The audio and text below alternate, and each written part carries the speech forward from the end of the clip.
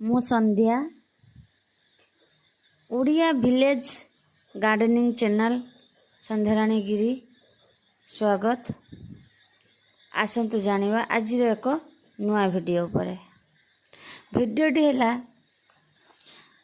ବର୍ଷା ସିଜନ୍ ତ ଲାଗି ରହିଛି, ପ୍ରବଳରୁ ପ୍ରବଳ ବର୍ଷା ସବୁବେଳେ ହେଉଛି, ତେଣୁ ଗଛର ଯତ୍ନ ତ ନେଇ ହେଉନି।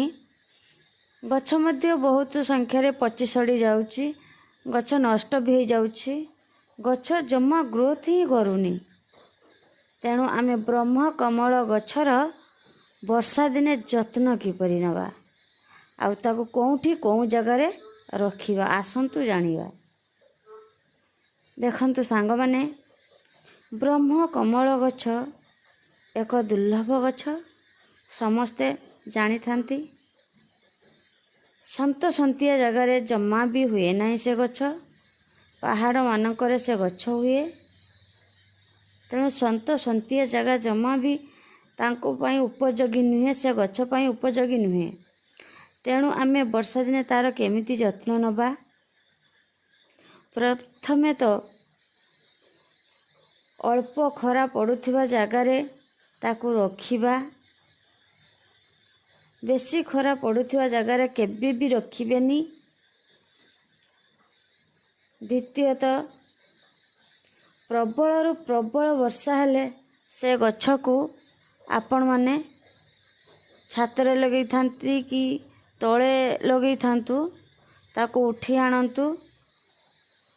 ଉଠି ଆଣି ଯେଉଁ ଜାଗାରେ ପାଣି ପଡ଼ୁନାହିଁ କି ଅଳ୍ପ ଗୋଟେ ଗୋଟେ ପଡ଼ୁଛି, ମାନେ ଜମା ବି ପାଣି ପଡ଼ୁନାହିଁ, ତାକୁ ଆଣି ସେଇ ଜାଗାରେ ହିଁ ରଖିଦିଅନ୍ତୁ।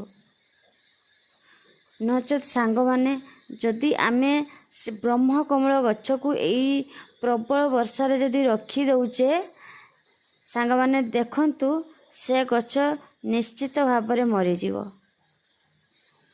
ପଚିଯିବ। ସେ ଗଛର ପତ୍ର ସବୁ ପଚି ପଚି ପଚି ପଚି ନଷ୍ଟ ହୋଇଯିବ। ତେଣୁ ସମସ୍ତେ ତ ଶ୍ରଦ୍ଧାରେ ଗଛ ଲଗେଇଥାନ୍ତି। ଗଛ ଗୋଟେ ନଷ୍ଟ ହେଲେ ବହୁତ କଷ୍ଟ ହୁଏ। ଆପଣମାନେ ତ ଜାଣିଥିବେ, ଯିଏ ଗଛ ଲଗାଉଛନ୍ତି, ଯିଏ ଗଛ ପ୍ରିୟ, ଯିଏ ଗଛ ପ୍ରେମୀ, ସିଏ ହିଁ ଅନୁଭବ କରିପାରିବେ କେବଳ ଏ କଥାଟିକୁ। ତେଣୁ ବ୍ରହ୍ମ କମଳ ଗଛକୁ କେବେ ବି ଏଇ ପ୍ରବଳ ବର୍ଷାରେ ବାହାରେ ଫାଙ୍କାରେ ରଖନ୍ତୁ ନାହିଁ। ସେ ବ୍ରହ୍ମ କମଳ ଗଛକୁ ଆଣି ତାକୁ ସୁରକ୍ଷିତ ଜାଗାରେ, ବର୍ଷା ପାଣି ପଡ଼ୁନଥିବା ଜାଗାରେ ରଖନ୍ତୁ। ଦେଖିଲେ ବର୍ଷା କାଟି ଯାଇଛି, ଖରା ଆସିଯାଇଛି, ସେତିକ ସମୟରେ କଷ୍ଟ ତ ହେବ। ତେଣୁ ସେତିକ ସମୟ ମଧ୍ୟରେ ସେ ଗଛକୁ ପୁଣି ସେ ଖରା ଜାଗାକୁ ନେଇଯାଆନ୍ତୁ। ସେ ଖରା ଟିକେ ଗଛକୁ ହାଲକା ଭାବରେ ଦିଅନ୍ତୁ। ପୁଣି ବର୍ଷା ହେଲେ ପୁଣି ଉଠି ଆଣନ୍ତୁ।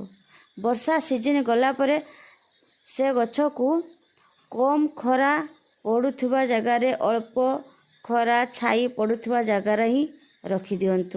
ଦେଖିବେ ଗଛ ଏତେ ସୁନ୍ଦର ବଢ଼ିବ, ଅଳ୍ପ ଦିନ ଭିତରେ ଗଛ ପୁରା ବଡ଼ ହେଇଯିବ।